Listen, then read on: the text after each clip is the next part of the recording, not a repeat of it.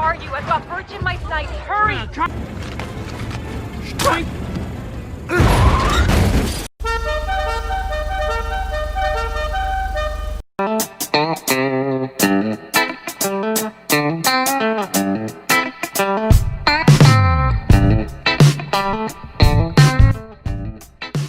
Horasle, assalamualaikum warahmatullahi wabarakatuh. How are you guys? Masih pakai gunting untuk buka bungkus bumbu Indomie? Masih suka pakai tisu WC sebagai tisu makan?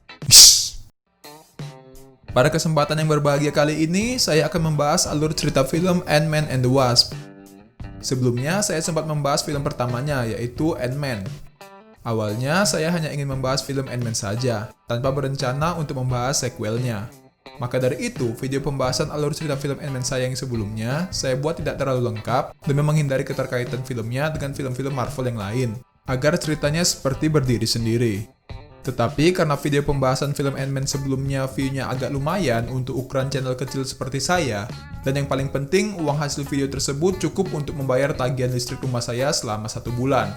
Maka saya putuskan untuk membuat alur cerita kelanjutannya.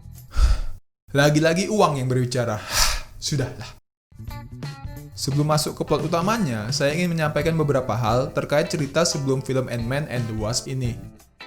Di film Ant-Man pertama, Scott sempat pergi ke markas Avengers untuk mencuri sebuah komponen dan bertarung dengan Falcon.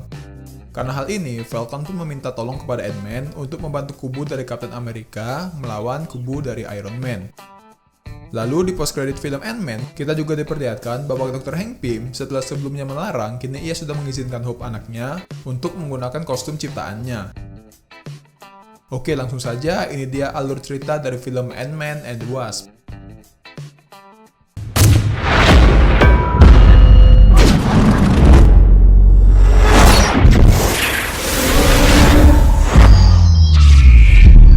All around you.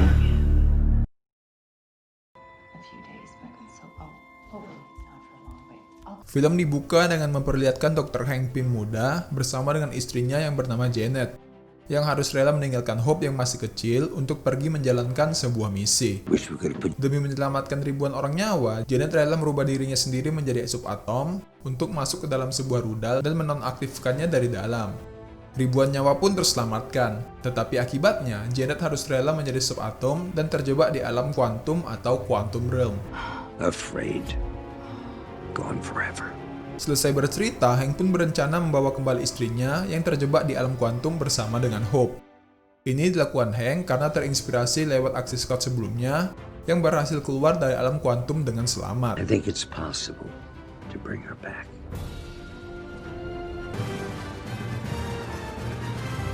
Setelah menampilkan website iklan judi, kita pun dibawa ke masa sekarang.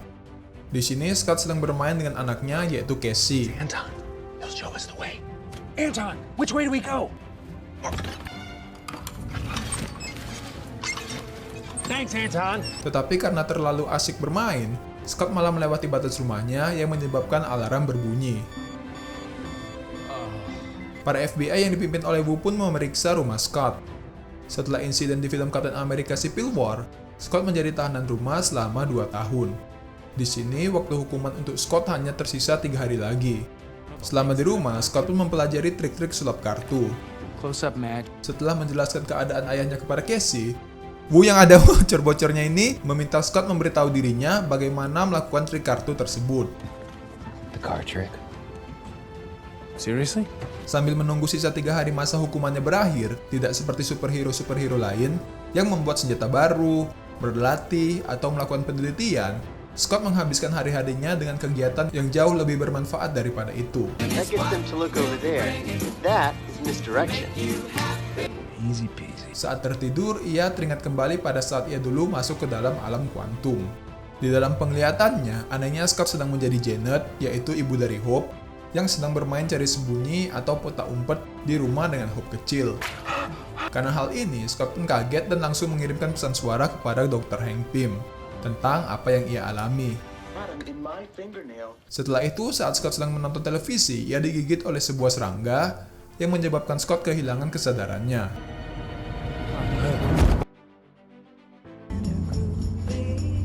Saat terbangun, tiba-tiba Scott sudah berada di dalam mobil bersama dengan Hope yang rambutnya di sini sudah panjang. Ternyata Hope dan Hank menerima pesan suara yang dikirim oleh Scott sebelumnya. Lalu, Scott pun meminta Hope untuk mengembalikan dirinya, dikarenakan Scott sekarang adalah tahanan rumah dan tidak boleh pergi kemanapun. Tetapi, Hope sudah mengatasi hal itu. Scotty? He's programmed to replicate your deeds in the bathroom, whatever that's about. That's totally inaccurate. Karena kejadian Scott yang membantu Kapten Amerika melawan Iron Man di Jerman 2 tahun lalu, kini Hope dan Hank pun juga menjadi buronan polisi. Dikarenakan mereka lah yang memiliki teknologi yang digunakan oleh Scott pada saat itu. Setelah itu, mereka pun sampai di markas baru milik Hank dan Hope. Di tempat ini, Hank dan Hope sedang membangun sebuah terowongan yang bisa membuat mereka pergi ke alam kuantum untuk menyelamatkan Janet, yaitu istri dari Hank dan ibu dari Hope. Di sini mereka hanya berdua saja, dan dibantu oleh para semut raksasa yang dikendalikan oleh Hank. Di sini Hank pun masih marah kepada Scott atas semua yang sudah dilakukannya, hingga membuat dirinya dan Hope anaknya kini menjadi buronan. Ternyata, alasan kenapa Scott bisa memiliki penglihatan tentang Janet sebelumnya adalah karena Scott dan Janet ternyata terhubung melalui suatu ikatan kuantum, yang mana kejadian itu juga dipicu oleh Hank yang sebelumnya menyalakan terowongan kuantum tersebut. No, Scott. Going to Germany without telling us and fighting the Avengers. Tetapi karena terowongan tersebut masih belum stabil, mereka membutuhkan satu komponen lagi untuk membuat terowongan kuantum tersebut bekerja dengan baik. Setelah itu mereka pun pergi untuk menemui seorang pria bernama Burch untuk mendapatkan komponen yang mereka butuhkan. Hank pun membawa labnya yang sudah ia kecilkan ikut bersamanya. Supposed to be out here.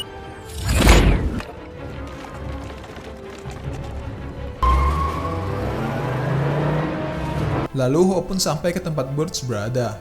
Burch sendiri merupakan seorang penyelundup dalam pasar gelap teknologi. Susan, welcome to Weed. Sunny. Saat sedang berbicara dengan Hope, Burch mengetahui penyamaran dari Hope. Hope sendiri memalsukan identitasnya karena ia dan Hank memang tengah diburu. Burch mengetahui apa yang hendak Hope dan Hank bangun dengan komponen yang mereka beli dari dirinya. Lalu Burch meminta untuk bergabung dengan mereka dan akan mencari para pembeli yang akan membayar mahal untuk terowongan kuantum ciptaan mereka nanti. Tentu saja hal ini ditolak oleh Hope, karena mereka membangun terowongan itu bukan untuk uang, melainkan untuk mengembalikan ibunya.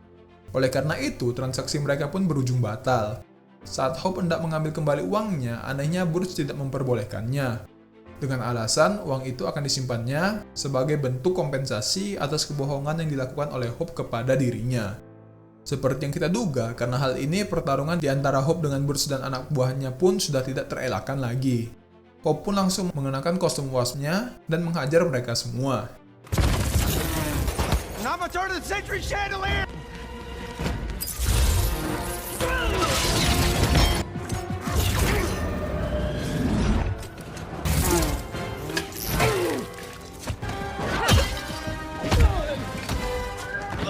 Wings and blasters. So I take it you didn't have that tech available for me. Setelah menghabisi mereka semua, Hope pun mengambil komponen tersebut. Saat hendak keluar dari tempat itu, tiba-tiba Ghost sudah berada di tempat itu. Apa dan siapakah Ghost itu? Nanti kita akan diberitahu. Untuk sekarang, kita lihat saja dulu pertarungan antara manusia tawon melawan hantu ini. Lalu Scott yang sedang memantau keadaan dari dalam mobil van pun diberikan sebuah kostum yang masih tahap prototype oleh Hank untuk membantu Hope menghadapi Ghost.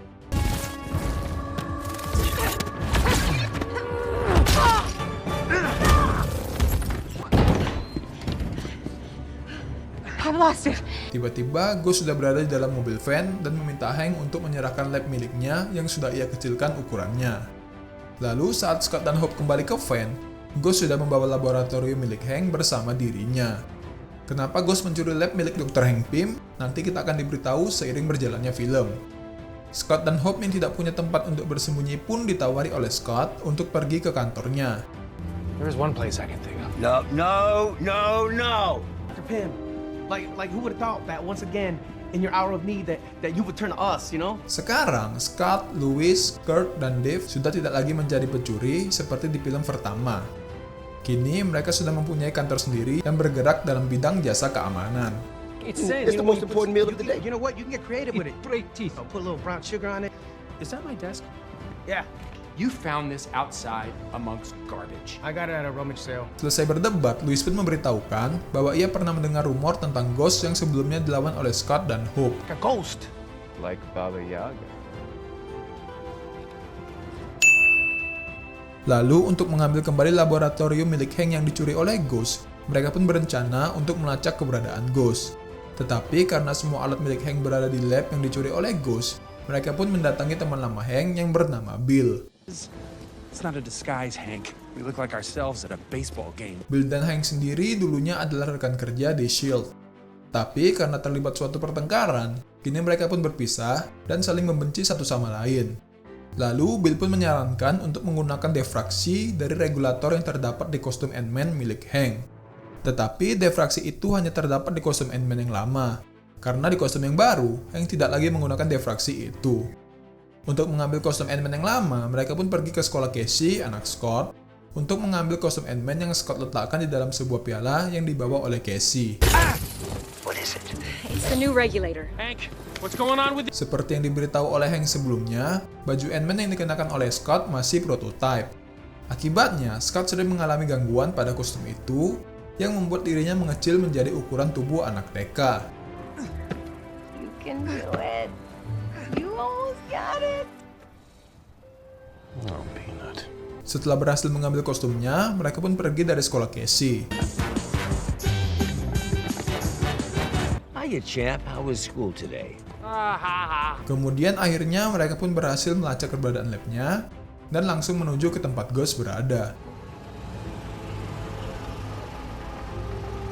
Di sini mereka melihat Ghost yang sedang tertidur dalam sebuah ruangan yang aneh. I'll get it. Lalu saat hendak membawa kembali lab milik Hank, mereka diserang oleh Ghost hingga tak sadarkan diri. Saat tersadar, mereka sudah diikat di sebuah kursi. Hank. Ghost pun mengenalkan dirinya kepada Scott. I'm Ava. Nama aslinya adalah Eva.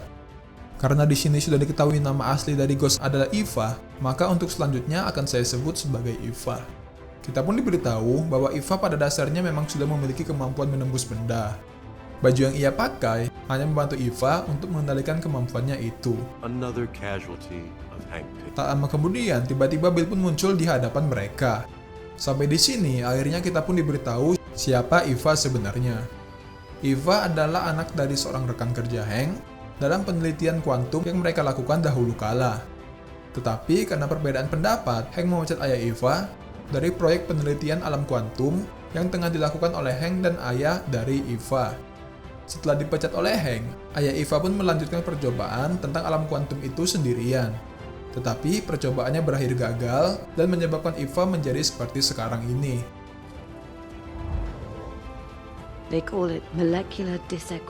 Maka untuk menyembuhkan dirinya, Eva perlu menyerap energi kuantum dari Janet. Tetapi Hank berpendapat bahwa itu bisa membunuh Janet istrinya. Hank pun berniat akan menghentikan rencana dari Bill dan Eva. Kemudian dengan kelicikan Hank, mereka pun bisa kabur dari tempat itu. Wait! Hank? Down. I lock it in. Setelah mendapatkan kembali labnya, mereka pun langsung mengaktifkan terowongan kuantum tersebut untuk mencari titik koordinat dari keberadaan Janet. Lalu terowongan kuantum itu pun dinyalakan. Semula tidak ada hal apapun yang terjadi.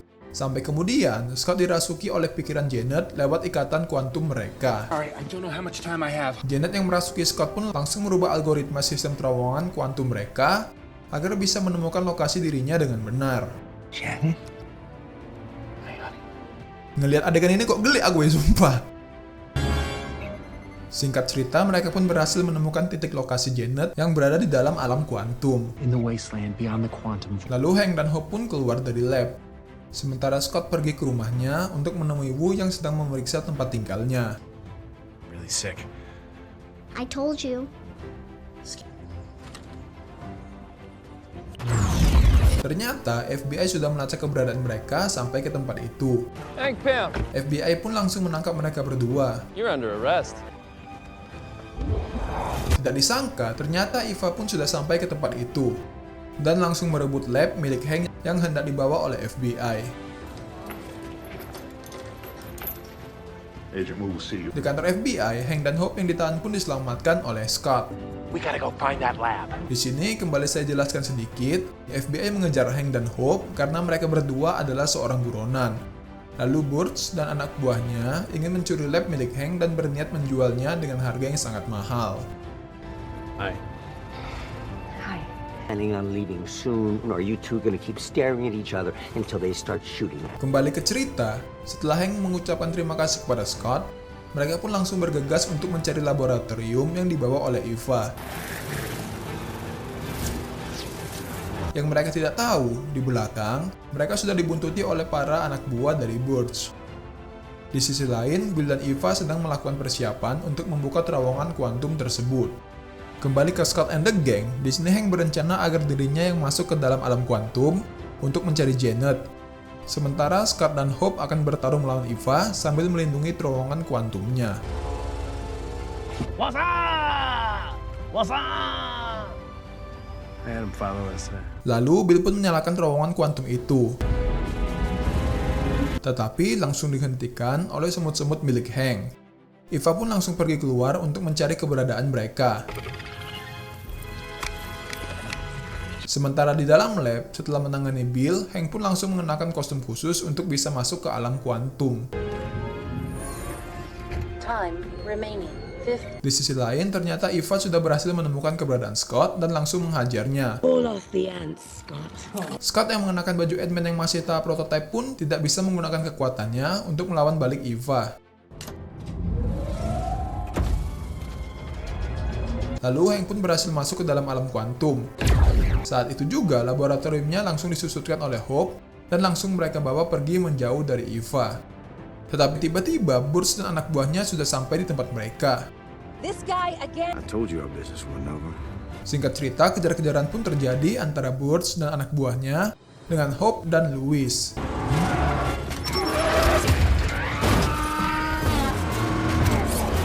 That on the carriage is filthy. Burch dan anggotanya pun masih terus terlibat aksi kejar-kejaran dengan Hope, Louis, dan Scott yang baru saja masuk ke dalam mobil.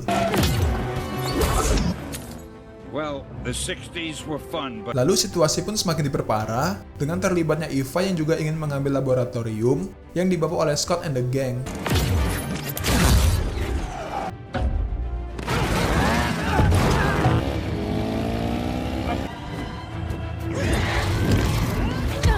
Kemudian, Eva pun berhasil merebut laboratorium itu dari tangan Scott. I've got her. Westbound on Fremont. Lalu, Scott dan Hope pun kembali bertarung melawan Eva. Di tengah-tengah pertarungan, kostum Ant-Man milik Scott pun kembali mengalami gangguan, yang menyebabkan dirinya membesar tiba-tiba. Tetapi justru karena itu, ia pun bisa menghajar Eva.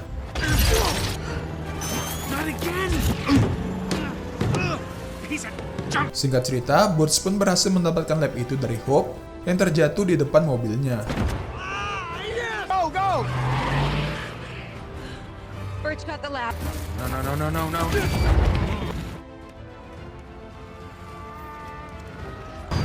Scott, where are you? I've got Birch in my sights. Hurry!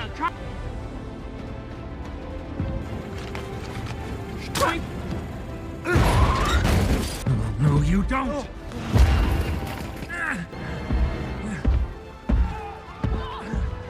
Kemudian Scott pun pergi menuju Burch yang sudah menaiki kapal. Please work.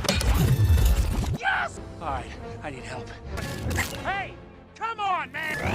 Murderers! I'm gonna call you Antonio Banderas. You're a badass. No. Antonio! We barely left the dock, but it looks like we got some company. Dip in here to the San Francisco Bay for a little leisure and a little breathing. Scott yang sudah berubah menjadi raksasa pun berhasil merebut laboratorium milik Hank dari tangan Burch. I'll take this now. Di dalam alam kuantum, setelah perjalanan yang begitu panjang, Hank pun akhirnya berhasil menemukan istrinya.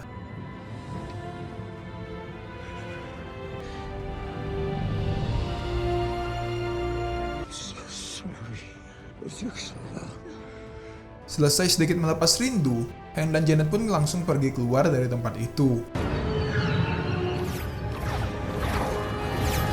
Di luar alam kuantum, ternyata Eva sudah berhasil masuk ke dalam laboratorium dan hendak memulai proses ekstraksi dari energi kuantum yang terdapat di dalam diri Janet. Tetapi melakukan hal ini dapat menyebabkan Janet bisa terbunuh. Untung saja, Scott dan Hope datang tepat waktu dan berhasil menghentikan proses ekstraksi tersebut. Lalu untuk kesekian kalinya, Scott dan Hope pun kembali berhadapan dengan Eva.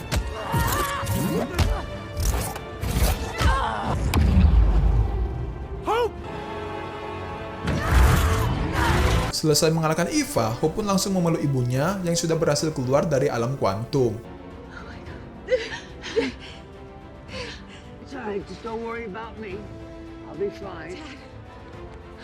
Setelah itu, Janet yang melihat Eva yang tengah sekarat pun memutuskan untuk menolong menyembuhkan Eva.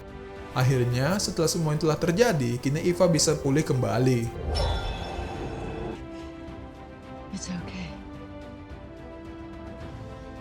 Kemudian atas bantuan dari Dave dan Kurt, polisi pun bisa menangkap Broods dan para anak buahnya. That's true, I am. I've also committed numerous health code violations. Lalu Eva yang sudah menyesali kejahatannya pun memutuskan untuk bersama dengan Bill dan akan menebus dosa-dosanya di masa lalu.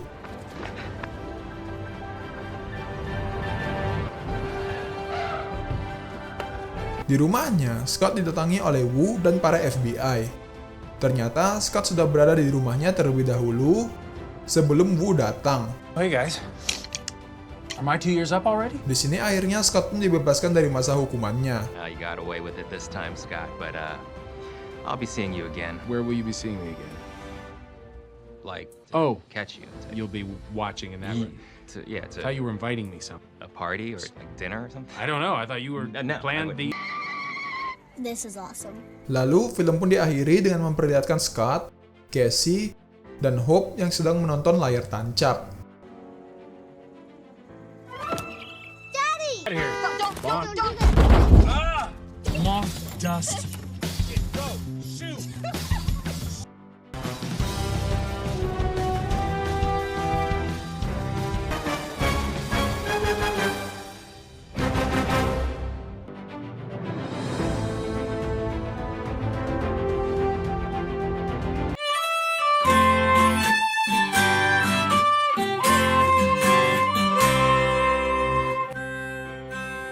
Saya pribadi jauh lebih menyukai film yang kedua ini daripada film yang pertama.